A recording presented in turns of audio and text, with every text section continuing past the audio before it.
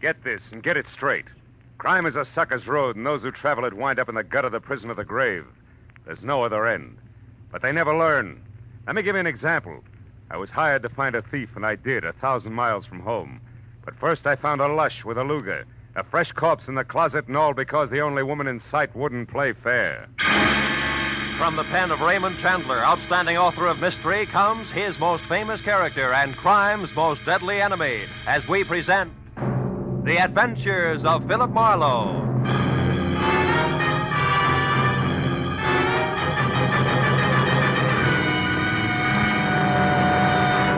Now, with Gerald Moore, starred as Philip Marlowe, we bring you tonight's exciting story, The Unfair Lady.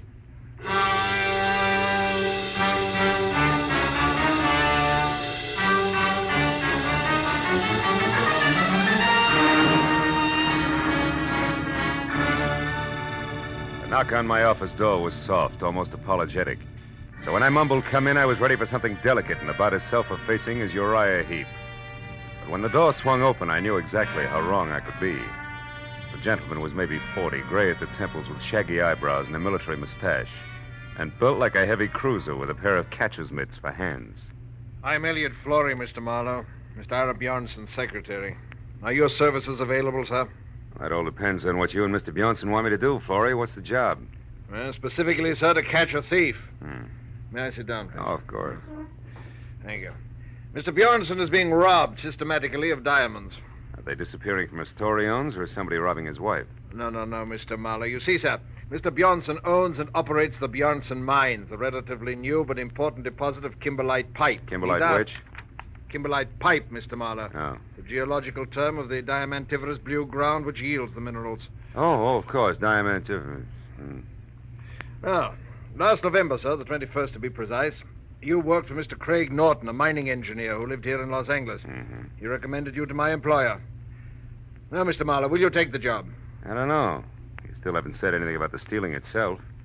Is it a Bjornson representative here in Los Angeles who's coming up minus? It's Mr. Bjornson himself who's being robbed, Mr. Marlowe, at the mine proper. Oh, I see. And he wants me to, wait a minute. This diamond mine wouldn't be in South Africa. No, sir, it wouldn't. It's at Rislo. It's a hamlet 100 miles south of Nogales. South of where? Nogales, Mr. Marlowe, is a city in Arizona, a few hours' drive from Tucson at the Mexican border. Now, look, Mr. Flory, I'm a private detective in the city of Los Angeles who's at home in a barn, a back alley, or sometimes with a blonde. Not in rural Mexico. Is that clear? Oh, yes, sir, perfectly. Also, it's something that Mr. Bjornson anticipated. I refer to your reluctance to make the trip, sir. To Mr. Bjornson in Rislo, Los Angeles is the nearest metropolis where a dependable private detective could be found. To you in Los Angeles, Rislo is a new world. Therefore, Mr. Marlowe, these papers. The first is your plane reservation, De Luxe Passage, leaving tonight for Nogales, where you will be met and chauffeured across the border to Rislo. You know, you tossed that off like it was transferring from the red bus to the E-car downtown. It's less complicated, sir, I'm sure. It is? Now, these other papers, Mr. Marlowe, are both checks, each for $500. One is your fee, and the other for expenses, not including your air travel. Your decision, sir. Oh, well, my decision, Mr. Flory, is that for $500 plus, Rislo is plenty cosmopolitan for me. I'll go. You'll go? I'll go.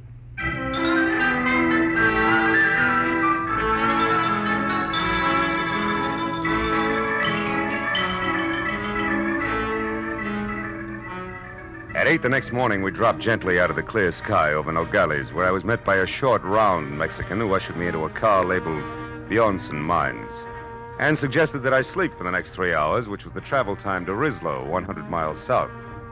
So after 30 minutes of panoramic, dry, sandy hills and occasional cactus, I did. When I woke up again, it was better than noon, hotter than Hades, and we were parked at a filling station in Rislo itself, which could have passed for home if you happened to be a prairie dog. It wasn't until I had my eyes wide open that I realized that the man leaning on the running board inches away and staring at me like my eyebrows were on upside down was not my driver. He was shaggy hair all around an unshaven, unpleasant face that was home to a pair of warted eyes that said he was drinking himself to death. And when he talked, I knew it was on cheap rum. You're the new mining engineer, maybe? Yeah, I didn't know it showed. Since you're an American, that means you gotta be an engineer. Oh. No other Americans come out this way. I'm an American myself, you know, from Philly. Good old Philly. Yeah, it's a great town. What's for sale? Hot transits? No, just being friendly. Name's Calder, M.J. Calder. I'm staying over at the Granada Hotel for a while, first floor rear. Why don't you look me up some night, any night along about 8? I used to be an engineer myself. Might chew fat a while. Yeah, we might do that. So, well, I'll look forward to it. So long, pal.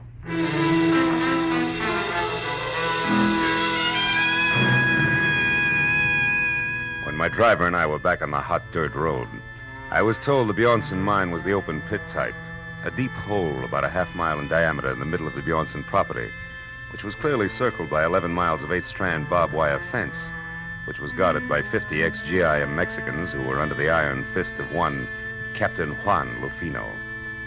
20 minutes later, when we entered the main gate and were slowly driving up a neatly landscaped white pebble road, I got a different picture of life at the Bjornson mines. It was the residential side, plush and strictly Beverly Hills. From the sprawling red brick house past the green and white tile swimming pool to the guest house beyond. Inside, I found the multimillionaire himself. It was a bald 50, perspiring and shaped like a bowling pin. At 10 o'clock last night, Marlowe, it happened again. $5,000 worth of stones. The 7th robbery in as many weeks, excluding, of course, the usual trickle. The usual trickle? $1,000 or maybe $2,000 worth a month. That stealing nobody can stop. The natives, the guards, visitors, everybody. But most of them we catch, Marlowe, because in the first place, our policing is very thorough. And second, to steal a rough diamond is one thing, but to get rid of it is something else again. Well, tell me, Mr. Bjornson, these big thefts you're concerned about, do they all have anything in common? Yes. 2 things, Marlowe. They always occur at night, and they are the work of somebody who knows my habits and has a good knowledge of the inside of my house. The big safe is never bothered. It is always some drawer or cabinet where I am keeping stones temporarily. I see. And, Mr. Bjornson, has anybody ever seen this thief? Last night, Helen Austin saw what could be the man running through the grounds at about 11 o'clock. She said he was tall with a lot of wavy hair. She said that he was not the Mexican. Oh, by the way, Marlowe, Mrs. Austin and her husband are staying in the guest house where you will be put up. He works for you, Mr. Bjornson? No, Kelly Austin has a mine of his own about 5 miles from here. Smaller than ours, but rich, nevertheless. Oh, this will be Captain Lufino. Don't mind if he appears unfriendly, Marlowe. He considers your presence here a personal insult. Come in. You wish to see me, Senor Bjornson? Yes, Lufino. This is Mr. Marlowe, the detective. Ah. When Senor Flores came back this morning, Senor Marlowe, he spoke very highly of your reputation in Los Angeles. Mr. Flory only talked to my friends in Los Angeles, Captain. Now, Mr. Bjornson, you were telling me about the Austins. Yes, they have been with us for 2 or 3 months now, while their new house is being constructed at their own mine. Their last place burned to the ground. I would suggest, Marlowe, that you speak to her as soon as possible. Also, the captain here will tell you of some evidence that he found here on the ground last night. No, Senor. It turned out to be nothing. What kind of nothing, Captain? A fountain pen, yes. It belonged to one of the office workers. Senor Bjornson. Yes? Did you tell him about that Nat Campbell? Oh, no.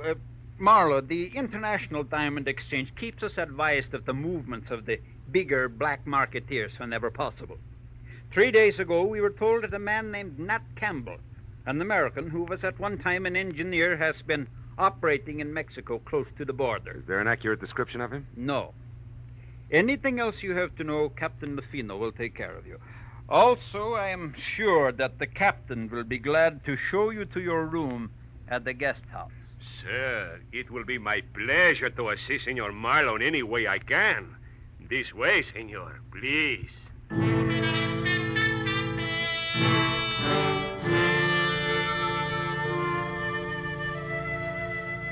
Captain Lufino's interpretation of assist was to hand my suitcase to a boy, point a thick thumb in the general direction of the guest house, and disappear. So after thanking him for his trouble, I went to my room, unpacked, changed into a dry shirt, which was damp again in 3 minutes, and then started for the suite on the opposite side of the building, where I'd been told I could find Helen Austin. But when I was halfway to a screen door, I stopped at the sound of a raised voice that I'd heard before. It was Mr. Elliot Florey, who was about to leave and unhappy about the whole thing. When I was close enough to see Mrs. Austin, I could also see why. The lady was blonde, deeply tanned, just a shade off beautiful and almost dressed in a white linen shorts with halter to match. I told you Elliot, last stop night. it. Why You're do you... behaving like a fool. Oh, am I? Well, you just wait a bit, my dear. We'll see who the fool is around here. Oh, yes. Marlowe, what are you doing out there? Calling on Mrs. Austin. Why? Do I need a visa, Florey? No. No, Mr. Marlowe. You don't need a visa. You don't need anything. Well, come in, won't you? Elliot was just leaving. Yes, I have to be running along. I'll see you later, Helen. I can't wait. Well, sit here, Mr. It's Phil, isn't it? Phil Marlowe? Mm-hmm. Nice name. You know, Phil, I don't often get to see a new face around here, so anything I can do for you will be a pleasure. I'm sure the pleasure will be all mine. But aren't you afraid you'll catch cold? Why? Don't you like it? Ah. I made it myself. I do most of my things, you know. Regional styles are too far behind New York to suit me. My husband, Kelly, says I'm clever. Better than that, Helen. Kelly, what? You're resourceful. You startled me. Darling, this is Philip Marlowe. I know. Ira told me you were with us, Mr. Marlowe. Can I be of some help, possibly? No, not at the moment, Mr. Austin. Right now, I'm only interested in knowing if your wife here can add anything to a description of last night's stranger. Can you, Mrs. Austin? Why, no. If there were anything else outstanding about the man, I certainly would have told Ira. No doubt. But what about the run-of-the-mill things? His dress, the way he walked. Like most men, Marlowe, he wore one pair of pants, one shirt. He had only one head. Also, like most men, he smelled of liquor. Rum, maybe? We all drink rum here. How about joining us in some after dinner? Long about 8? Thanks, but long about 8, I've got to be back in Rislow to see Mr. Calder. Ever hear of him, Austin? Why, no. Should I have? I don't think so, no. He'd have very little in common with you people, with one exception. Which is what, Phil? Rum, Mrs. Austin. He's crazy about it.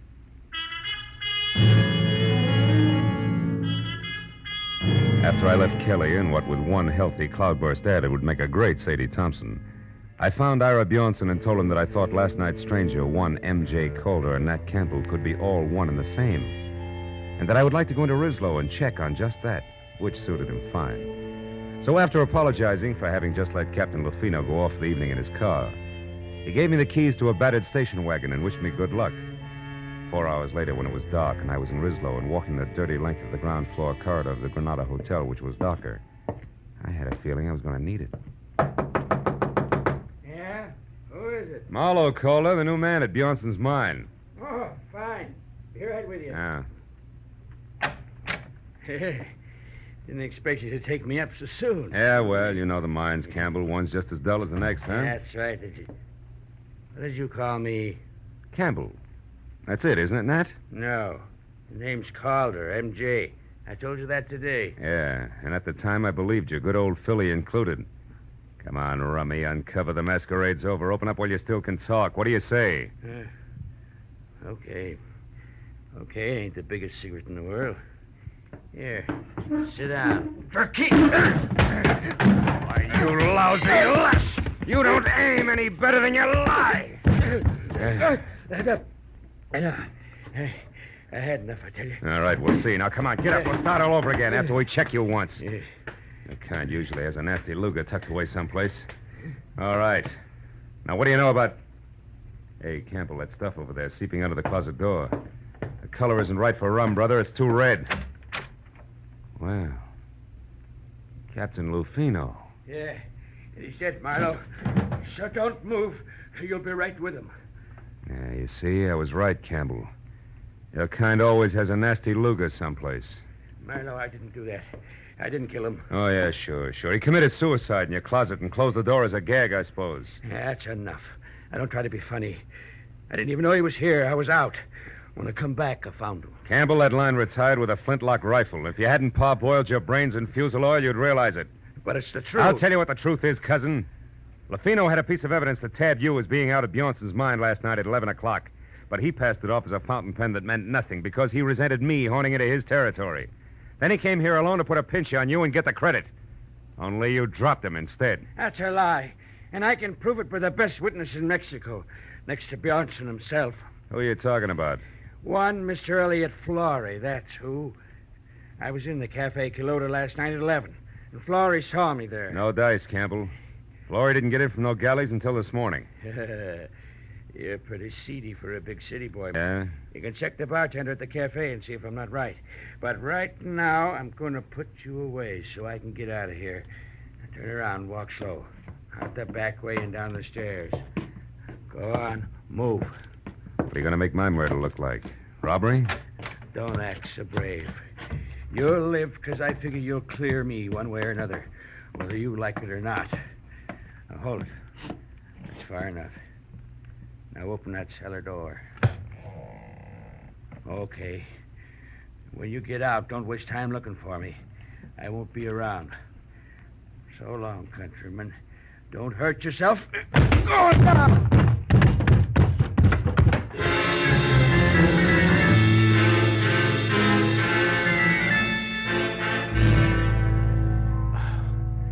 The cellar was as light and wholesome as a Parisian sewer.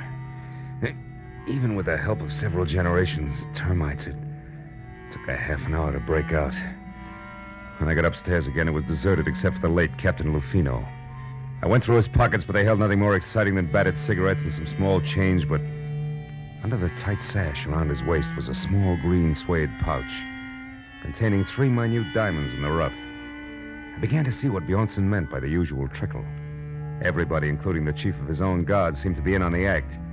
I dropped the pouch in my pocket and headed for the Quilota Cafe, where 2 American bucks and a nasty snarl at the bartender brought me the fact that Elliot Flory actually had been there last night. Had waited 2 hours for somebody who didn't show up, and then left. That made my next stop the mine. So I bounced the station wagon out of town, back to Bjornson's house, and started in. But a pair of bare shoulders above a snug linen halter intercepted me. Hello. You're back safe, I see. Enjoy all the sights in our filthy, stinking little town? Not much, Mrs. Austin. You should have taken me along as a guide. I could show you lots of interesting things. Like what, for instance? Like the sky and the moon.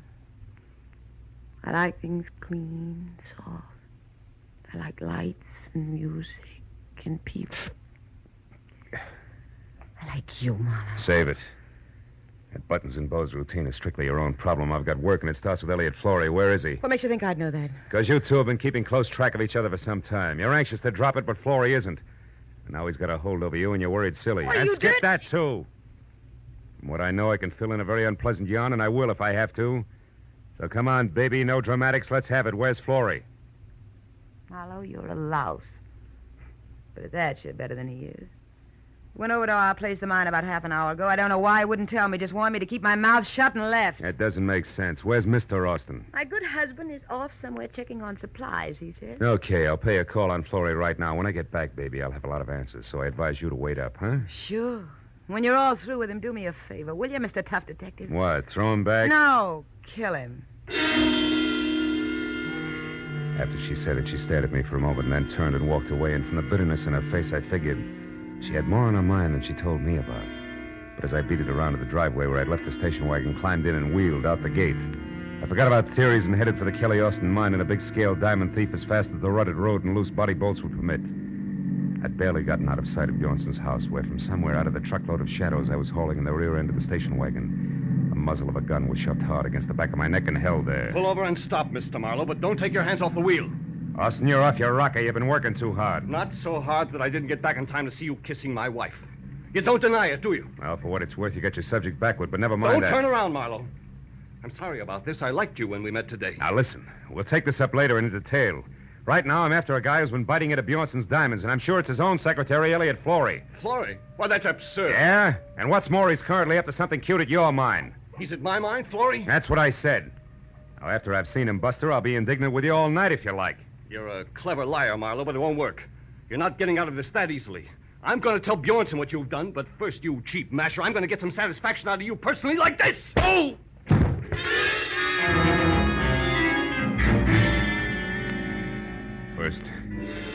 First one side of my head, and then the other exploded like Roman candles. But I fell a long way out of the car door to the road. When I finally stopped falling and started back to my feet, I had a double handful of Mexico in my mouth. All the rest of it I could see looked big and black and deserted. The station wagon was gone, and so was my enthusiasm, and the picture of Marlowe on foot in the middle of the Mexican mountain looked pretty stupid. I trudged back toward the house. But I stopped as a pair of headlights swung out the gate and slashed down the road at me. Came to a sandstorm halt. Marlowe! Marlowe, what happened to you? It's a long story, Mrs. Austin. The less you hear about it from me, the better for all of us. What do you mean? That Kelly, your husband, was watching when you wanted to show me the Mexican sky and the moon. Up there at the house. He was just a teensy bit irate about it. Oh, is that all? That's enough. What about Florrie in the mine, Marlowe? How should I know? When I got tangled up as a heavy in this corny gaslight melodrama, Hey, wait a minute. Did you put that jacket on since I saw you last? No, what's the matter? Come over here in the light. Come on!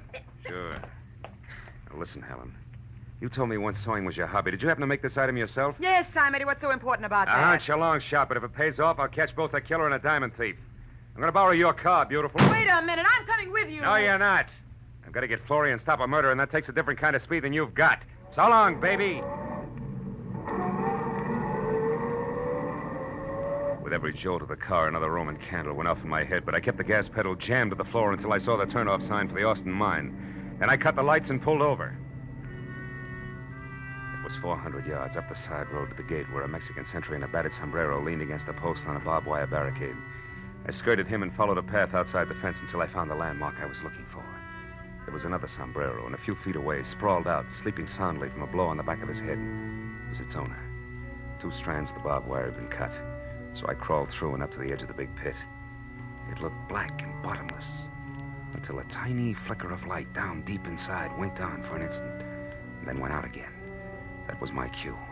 But I was 15 tooth-and-nail minutes playing mountain goat on tiptoe down 150 vertical feet of ladders and catwalks before I was near the bottom and close enough to hear a pick biting hard clay.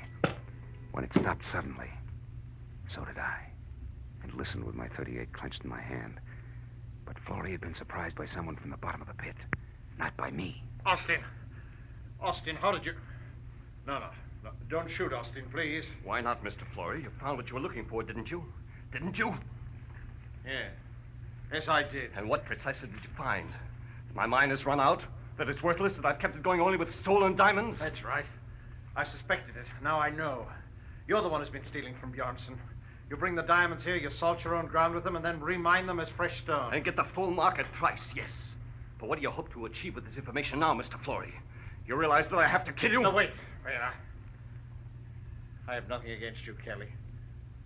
In fact, I have a proposition to offer you. You're in a poor position to bargain, but go ahead. Now, you'll never get away with killing me. Won't I? I got away with one murder. Bruno. He would have found out about me eventually because I made a mistake last night. But that sot Campbell will take the blame for him. And right now, you're just another trespasser, so make your offer. Make it good. Go on. All right. I promise you, no one will ever know about this. If you'll get out of Mexico and leave Helen here with me. You dirt. I'm not going to shoot you, Florrie. I'm going to strangle you with my bare hands. I ought to turn right back and let you. Yeah, school's out. Drop it, Austin. Stand still, both of you. No, it's too late for that. You hit him, Marlowe. You got him. I think he's dead. Yeah. And I got something for you, Florrie. I hope I can get the slime off my fist.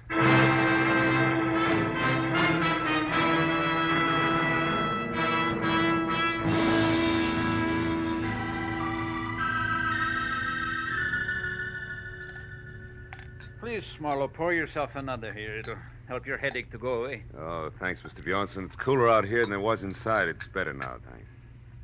I don't know. I am happy and I am sad both. You found me my thief, all right, but you lost me a friend in the bargain. Mm-hmm. And the way we live out here, our friends are as dear as our diamonds. Well, there's one thing about diamonds, Mr. Bjornson.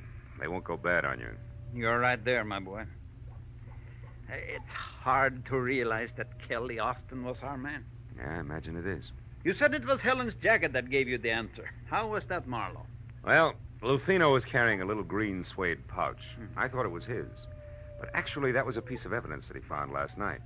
It wasn't until I saw Mrs. Austin's jacket of the same green suede that I realized the pouch must have been made from the scraps left over from the jacket. I see. And since the wife sewed the jacket herself, that made the husband the logical owner of the pouch. That's right. You know, in a way, you might say Helen's responsible for the whole mess. How do you mean, Marlowe? Well, it all adds up like this. Helen wanted diamonds bad. Her husband started stealing for her. Things went well until he almost got caught. That was last night, huh? That's right. Running across the lawn, Kelly dropped the little pouch. Lafino, who caught sight of him, followed and found the pouch with the 3 diamonds. But Captain Lafino thought Campbell was the thief and went to Campbell's quarters in Rislow to force a confession out of him. Mm-hmm. Kelly followed him, killed him before he learned too much, knowing that the rum-soaked Campbell would take the rap. That Austin woman, she's got no business here in this desolation. She loves diamonds, but not in the rough. No. She wants them around that beautiful neck of hers, with big city lights bouncing off them in all directions. But the lady wouldn't play fair to get them. She's packing now. And Mr. Flory has already left bag and baggage. Even Lafino is gone now. You know, it's going to be lonely around here, Marlowe. I couldn't prevail on you to stay over a while. No, Mr. Bjornson, I'm afraid not. I'd probably catch myself picking little pebbles out of every clay bank I found. And the first thing you know, I'd be stuck here, too. Besides, what would Hollywood Boulevard do without Marlowe? And vice versa.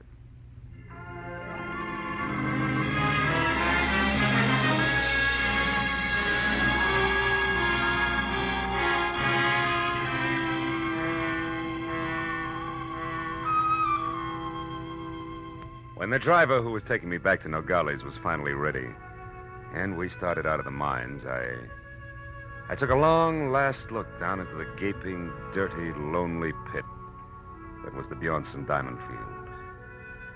And then, as we headed north and for the border, I settled back and thought about my own diamond field. The one that stretched out for 50 miles from the San Fernando Valley to Long Beach in blazing brilliance.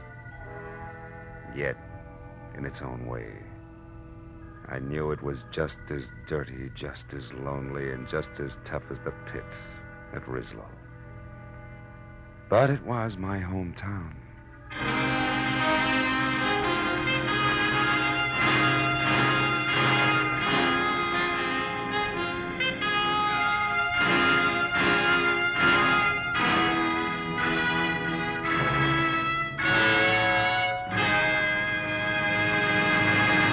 The Adventures of Philip Marlowe, created by Raymond Chandler, star Gerald Moore, and are produced and directed by Norman MacDonald. Script is by Mel Donnelly, Robert Mitchell, and Gene Levitt. Featured in the cast were Parley Bear, Betty Lou Gerson, Hans Conried, Paul Dubov, Wilms Herbert, and Nestor Paiva. The special music is by Richard O'Runt. Be sure and be with us again next week when Philip Marlowe says... She had soft brown eyes and an accent, and she came to town with a job to do. But before it was done, death had struck 3 times. Then she was gone. And all because of 30 drops of pigeon's blood worth $50,000.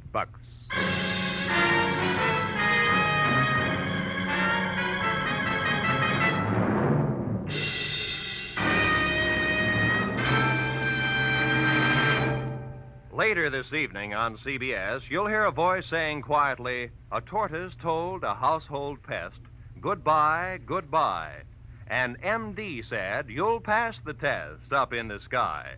Those words are a magic key to $53,000 in cash and prizes.